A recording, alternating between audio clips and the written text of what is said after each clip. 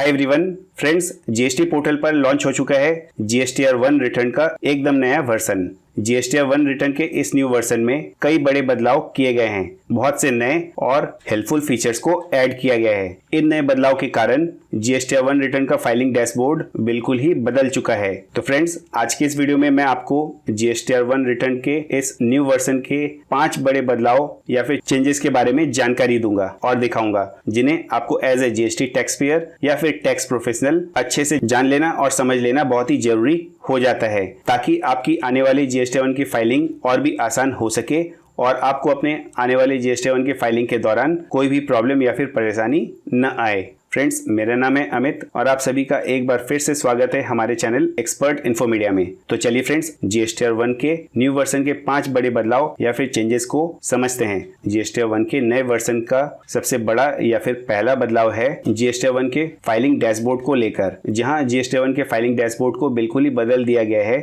जिसे देखने और समझने के लिए आपको अपने जीएसटी पोर्टल पर लॉगिन करना होगा। हमने जीएसटी पोर्टल पर ऑलरेडी लॉगिन किया हुआ है। यहाँ से आपको पीरियड सिलेक्ट करना है। पीरियड सिलेक्ट करने के बाद आपको यहाँ पर सर्च बटन पर क्लिक करना है, फिर प्रिपेयर ऑनलाइन पर क्लिक करना है। प्रिपेयर ऑनलाइन पर क्लिक करते ही आपके सामने जीएसटीआर 1 रिटर्न का नया डैशबोर्ड ओपन हो जाएगा, जहां आप देख सकते हैं जीएसटीआर 1 रिटर्न का नया डैशबोर्ड। यह डैशबोर्ड जीएसटीआर 1 और जीएसटी आईएफएफ दोनों के लिए ही एप्लीकेबल किया गया है। साथ ही जीएसटीआर 1 का यह नया डैशबोर्ड सभी टैक्स पीरियड्स के लिए एप्लीकेबल कर दिया गया है। यानी कि आप कोई भी टैक्स पीरियड ओपन करते हैं तो आपको जीएसटीआर 1 का इसी तरह का नया डैशबोर्ड हर एक टैक्स पीरियड में दिखाई पड़ेगा। फ्रेंड्स, जीएसटीआर 1 रिटर्न के इस नए डैशबोर्ड में आपको दो ब्रॉड सेक्शंस दिखाई पड़ेंगे। पहला सेक्शन है ऐड रिकॉर्ड डिटेल्स का, जबकि दूसरा सेक्शन है अमेंड रिकॉर्ड डिटेल्स का। सबसे पहले बात करते हैं ऐड रिकॉर्ड डिटेल्स के बारे में। यहाँ यदि आप अपने आउटवर्ड सप्लाई से रिलेटेड किसी भी फ्रेश रिकॉर्ड को यानी कि नए रिकॉर्ड को ऐड करना चाहते हैं तो उसके लिए आपको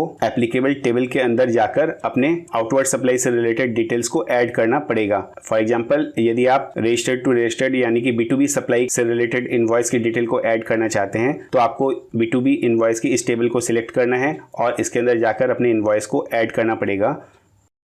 B2C लार्ज इनवॉइस से रिलेटेड डिटेल्स को ऐड करने के लिए आपको यह टेबल सिलेक्ट करनी है। एक्सपोर्ट इनवॉइस से रिलेटेड डिटेल्स को ऐड करने के लिए आपको यह टेबल सिलेक्ट करनी है। जबकि ध्यान रखें, यदि आप अनरजिस्टर्ड सप्लाई से रिलेटेड इनवॉइस को ऐड करना चाहते हैं तो आपको यह टेबल सिलेक्ट करनी है B2C अदर्स की। इससे पहले वर्जन में B2C अदर्स से रिलेटेड टेबल नीचे की ओर अपीयर होती थी। इसके बाद आप यदि रिलेटेड एग्जेम्प्टेड और नॉन जीएसटी रिलेटेड सप्लाईज को ऐड करना चाहते हैं तो आपको वह डिटेल यहाँ पर ऐड करनी पड़ेगी। Credit note, debit note, registered या फिर अनरजिस्टर्ड से रिलेटेड डिटेल्स को आपको इन टेबल्स में जाकर ऐड करना है। वहीं advance received, advance adjustment, HSN और डॉक्यूमेंट इशूड से रिलेटेड डिटेल्स को आपको इन रिस्पेक्टिव टेबल्स में जाकर ऐड करना पड़ेगा। इसके बाद फ्रेंड्स, बात करते हैं अमेंड रिकॉर्ड डिटेल्स के इस सेक्शन के बारे में, जिसे आप यदि यहाँ पर एक्सपैंड करते हैं तो यहाँ पर आप अपने पहले से ऐड किए हुए रिकॉर्ड्स में अमेंडमेंट कर पाएंगे। यानी कि जीएसटी टैक्स पेयर्स की इजी अंडरस्टैंडिंग के लिए जीएसटी 1 की सभी टेबल्स को सिंपली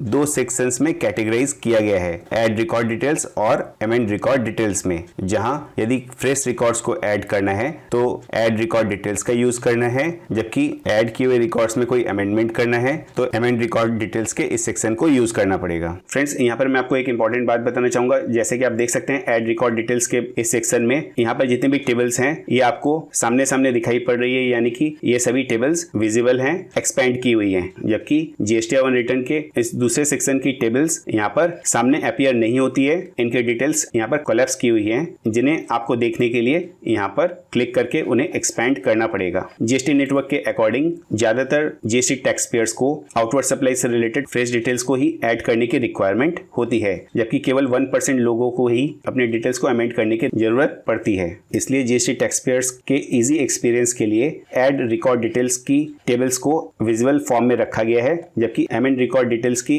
अंडर आने वाले टेबल्स को यहाँ पर कोलैप्स करके रखा हुआ है। साथ ही यहाँ पर आप देख सकते हैं ई इनवॉइस एडवाइजरी और इसके हेल्प बटन को भी नीचे की जगह अब ऊपर की तरफ रख दिया गया है। इसके बाद फ्रेंड्स, जीएसटीआर 1 रिटर्न के इस नए वर्जन का अगला बड़ा चेंज या फिर बड़ा फीचर है जीएसटीआर 1 के टेबल और टाइल के डॉक्यूमेंट काउंटिंग, उनके अपीयरेंस और कलर कोडिंग को लेकर, जहां GST1 के टेबल में आप यदि कोई भी डेटा पहले ऐड करते थे तो उसे ऐड करने के बाद कुछ समय लगता था उनके डिटेल्स को बाहर टेबल में अपीयर होने में, जबकि GST1 के इस न्यू वर्जन में आप जैसे ही कोई भी डेटा ऐड करते हैं तो उससे रिलेटेड डिटेल्स या फिर उनकी काउंटिंग बाहर टेबल में इंस्टेंटली यानी कि रियल टाइम बेसिस में अपीयर होंगी। साथ ही डॉक्यूमेंट जितने भी आपने अपने टेबल में एंटर किए हैं वह टेबल के बाहर जो अपीयर होंगे उनमें कलर कोडिंग भी की गई है। फॉर एग्जांपल, आपने यदि किसी टेबल में 2 रिकॉर्ड्स को ऐड किया है और उन 2 रिकॉर्ड्स में कोई भी डिटेल्स इनकरेक्ट है तो बाहर टेबल में उस डेटा की काउंटिंग को रेड कलर कोडिंग के थ्रू दिखाया जाएगा। जैसे कि आप अपने स्क्रीन पर यहाँ पर देख सकते हैं 2 रिकॉर्ड्स यहाँ पर B2B इनवॉइस के टेबल में ऐड किए गए थे जिनमें कोई भी एरर होने के चलते इसे रेड कलर कोडिंग के थ्रू दिखाया जा रहा है। जबकि यदि आपने कोई भी डेटा सही एंटर किया है तो टेबल के बाहर उनकी काउंटिंग को ग्रीन कलर के थ्रू इस तरीके से दिखाया जाएगा, जहां पर टिक मार्क भी आएगा और ग्रीन कलर कोडिंग भी आ जाएगी। इसका मतलब इस टेबल के अंदर जितने भी लाइन आइटम्स यानी कि रिकॉर्ड्स इंटर किए गए हैं वो बिल्कुल करेक्ट हैं। जबकि यदि कोई रिकॉर्ड्स आप ऐड करते हैं और उसकी प्रोसेसिंग में किसी कारण से समय लगता है तो उन रिकॉर्ड्स की पेंडेंसी को यहाँ पर पर्पल कलर के जरिए इस तरीके से दिखाया जाएगा। इन कलर कोडिंग के जरिए डॉक्यूमेंट काउंटिंग और डॉक्यूमेंट रिकॉर्ड्स को इंफॉर्मेटिव बनाया गया है, जिससे कि जीएसटी टैक्स पेयर्स को इस डैशबोर्ड को एक झलक में देखते ही समझ में आ जाए कि किस टेबल में कितने नंबर ऑफ रिकॉर्ड्स में एरर है और वे आसानी से उसी टेबल में जाकर उन नंबर ऑफ रिकॉर्ड्स को और उनकी डिटेल्स को चेक करते हुए ठीक कर लें। फ्रेंड्स, इस बदलाव पर यहाँ मैं कहना चाहूंगा कि GST1 का ओल्ड वर्जन का डैशबोर्ड न्यू वर्जन के डैशबोर्ड से ज्यादा बेहतर था, क्योंकि ओल्ड वर्जन के डैशबोर्ड में ऐड किए हुए रिकॉर्ड्स की काउंट डिटेल्स के साथ साथ ट्रांजैक्शन डिटेल्स भी बाहर टेबल पर अपीयर होती थी, जैसे कि invoice value, taxable value, taxes वगैरह, जिससे टैक्स पेयर्स बड़ी ही आसानी से टेबल के ट्रांजैक्शंस का ओवरव्यू कर सकते थे। लेकिन GST1 के इस न्यू वर्जन में केवल यदि डॉक्यूमेंट्स के काउंट्स को दिखाया जाएगा तो टैक्स पेयर्स को ओवरव्यू करने में दिक्कत आएगी, जो कि आने वाले समय में टैक्स पेयर्स के लिए GST1 के फाइलिंग के दौरान प्रॉब्लम क्रिएट कर सकता है। मेरी समझ से गवर्नमेंट को इस न्यू वर्जन में काउंट डिटेल्स, कलर कोडिंग की फैसिलिटी के साथ साथ ट्रांजैक्शन डिटेल्स के ओवरव्यू की फैसिलिटी भी बिल्कुल देनी चाहिए थी। दोस्तों, इस बदलाव पर आपकी क्या राय है उसे कमेंट करें। साथ ही इस वीडियो को औरों के साथ भी शेयर कीजिए, जिससे कि उन्हें भी पता चले कि GST1 के नए वर्जन के सभी फीचर्स हेल्पफुल हैं या नहीं। तो चलिए अब आगे बढ़ते हैं। इसके बाद फ्रेंड्स, GST1 रिटर्न के नए वर्जन का जो अगला बड़ा बदलाव है उसके अंडर GST1 रिटर्न के B2B और CDNR टेबल में कई एनहेंसमेंट्स किए गए हैं। बहुत से नए और हेल्पफुल फीचर्स को ऐड किया गया है, जहां आप देख सकते हैं ऐड किए गए रिकॉर्ड्स के अंडर टैक्स पेयर टाइप की डिटेल्स आपको देखने के लिए मिलेंगी। प्रोसेस्ड इनवॉइस या फिर पेंडिंग एरर्ड इनवॉइस के नीचे जो भी नंबर्स दिखाई पड़ रहे हैं उसमें हाइपरलिंक बनाया हुआ है, जिस पर आप क्लिक करके डायरेक्ट उन रिकॉर्ड्स को ओपन कर सकेंगे। साथ ही आप यदि डॉक्यूमेंट डिटेल्स के पेज में जाते हैं तो एक जनरल सर्च की फंक्शनलिटी को भी ऐड किया गया है, जिसमें आप डॉक्यूमेंट के डिटेल्स को एंटर करते हुए डॉक्यूमेंट के रिकॉर्ड्स को डायरेक्टली देख सकेंगे। फॉर एग्जांपल, हम यहाँ सर्च बटन पर एक इनवॉइस नंबर को सर्च करते हैं और आप यहाँ पर देख सकते हैं वह इनवॉइस नंबर यहाँ पर आसानी से अपीयर हो जा रहा है। फ्रेंड्स, जो नेक्स्ट यानी कि बड़ा बदलाव किया गया है GST1 के इस न्यू फॉर्मेट में, वह रिकॉर्ड्स पर पेज फीचर को लेकर है, जहाँ पर जो बॉक्स दिया गया है यहाँ पर अपने रिक्वायरमेंट के अकॉर्डिंग 10 to 50 रिकॉर्ड्स पर पेज व्यू कर सकते हैं। पहले यह फैसिलिटी नहीं थी, इसके कारण लोगों को जितने भी रिकॉर्ड्स बाय डिफॉल्ट दिखाई पड़ते थे उन्हें देखने के बाद नेक्स्ट पेज में जाकर ही दूसरे रिकॉर्ड्स को देखना पड़ता था, जबकि यहाँ पर आप अपने रिक्वायरमेंट के अकॉर्डिंग 10 से लेकर 50 रिकॉर्ड्स को पर पेज व्यू कर सकेंगे। यह भी बहुत हेल्पफुल फीचर है जीएसटी टैक्स पेयर्स के लिए। इसके बाद फ्रेंड्स, GST1 रिटर्न के न्यू वर्जन का अगला बड़ा चेंज या फिर बड़ा फीचर है सबमिट और प्रीव्यू बटन को लेकर, जहां पर यदि कोई भी रिकॉर्ड ऐड किया गया है और GST1 की समरी को जनरेट नहीं किया गया है तब तक सबमिट और प्रीव्यू बटन डिसेबल्ड सिचुएशन में ही रहेगा। फ्रेंड्स, आपको ध्यान में होगा अब तक GST1 रिटर्न में आप किसी भी टेबल में यदि कोई डेटा ऐड करते थे और GST1 की समरी जनरेट करते थे, लेकिन वह डेटा यदि टेबल में ऐड नहीं हुआ रहता था, तब भी आप चाहे तो सबमिट बटन पर क्लिक करके GST1 रिटर्न को सबमिट कर सकते थे और आगे बढ़ते हुए रिटर्न को फाइल भी कर सकते थे। लेकिन यदि आप अब किसी भी टेबल में कोई भी डेटा यदि ऐड करते हैं और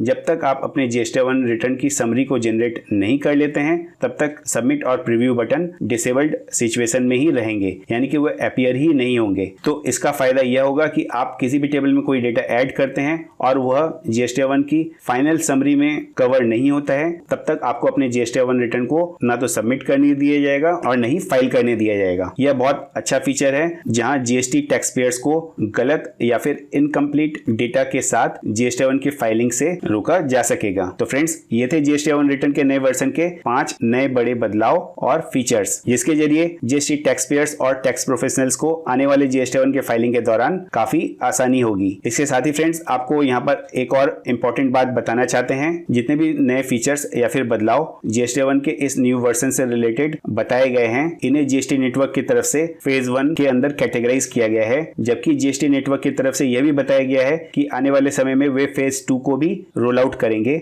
GSTR1 के न्यू वर्जन में और भी बहुत से इंपॉर्टेंट और हेल्पफुल फीचर्स को ऐड किया जाएगा, जैसे कि GSTR1 रिटर्न के ऑनलाइन समरी को भी व्यू किया जा सकेगा, रिसिपेंट वाइज समरी भी PDF फॉर्मेट में जनरेट हो सकेगी, फाइलिंग के पहले सबमिट बटन को भी रिमूव किया जा सकता है। इसी तरह की और भी हेल्पफुल और नए फीचर्स को सेकेंड फेज में GST नेटवर्क की तरफ से लॉन्च किया जाएगा बहुत जल्द, जिसकी जानकारी टैक्स पेयर्स को आने वाले समय में दी जाएगी। तो फ्रेंड्स, अब की बार आप यदि अपने GSTR1 रिटर्न को फाइल करते हैं और आपको किसी भी तरह की कोई प्रॉब्लम आती है या फिर आपको इस वीडियो से रिलेटेड कोई क्वेरी है, तो उन्हें आप इस वीडियो के नीचे कमेंट कर सकते हैं। हम पूरी कोशिश करेंगे आपकी क्वेरीज को रिप्लाई करने का। तो आइए फ्रेंड्स, GSTR1 रिटर्न के इस न्यू वर्जन से रिलेटेड 5 बड़े बदलाव और इनके नए फीचर्स के बारे में बताई गई जानकारी आपको हेल्पफुल लगी होगी। अगर ये वीडियो आपको अच्छा और यूजफुल लगा है तो इस वीडियो को लाइक करें, औरों के साथ भी इस वीडियो को शेयर करें। आपने यदि हमारे चैनल को सब्सक्राइब नहीं किया तो GST इनकम टैक्स से रिलेटेड लेटेस्ट अपडेट्स और इसी तरह के एजुकेशनल वीडियोस को देखने के लिए हमारे चैनल को सब्सक्राइब कर सकते हैं। हमारे वीडियो को देखने के लिए आपने अपना समय निकाला, इसके लिए थैंक यू वेरी मच। जय हिंद।